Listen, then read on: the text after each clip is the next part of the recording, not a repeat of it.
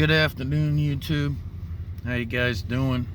We have no girl subscribers, so I can say guys. Today we're gonna do a wideband air fuel ratio gauge. Pretty simple video, but pretty important thing. What is a wideband and how does it work? So a wideband pretty much reads how much fuel is in your air. Plain simple, coming through your exhaust. So I have my long tube header, I have my 200 cell cat, and then 12 inches out of my 200 cell cat I have a Bosch oxygen sensor that hooks up to this wideband. It reads how much fuel goes through your exhaust. It tells you if your vehicle is running too rich or too lean, which are both problems. Lean being the biggest problem, can cause catastrophic failure. Now when I data log, it would be a view something like this. Let me see. This is exactly what I would show Jay Green when I data log. He'll get a copy of the parameters he wanted, which are up on the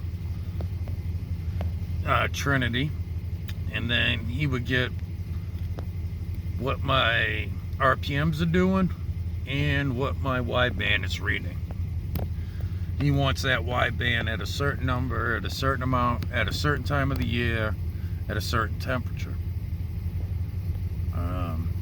I got my tune dialed in. This truck's running great. Jay did a great job on this truck. No complaints whatsoever. I'd recommend them for anybody. But the wideband makes it so he can dial that tune in, so he can get your vehicle running absolutely the best that it can run. So in this case, when I'm full throttle, it's winter, 30 degrees or less. Today we're at 24. I should be around 12.5. In the summertime, it should be somewhere around 12.2. This is why the wideband's important. Now, if you're running some sort of boost, turbos, or supercharger, and your air fuel ratio's off, bigger chance of doing more damage at a quicker amount of time. That's why these little gauges are so important. Everybody that gets in my truck always asks, what is that gauge? It's a wideband. What is a wideband? People just don't know. This doesn't add any horsepower. It doesn't add any torque. It was $200 for that little gauge. Forget the cluster and everything else. It was $200 for that gauge.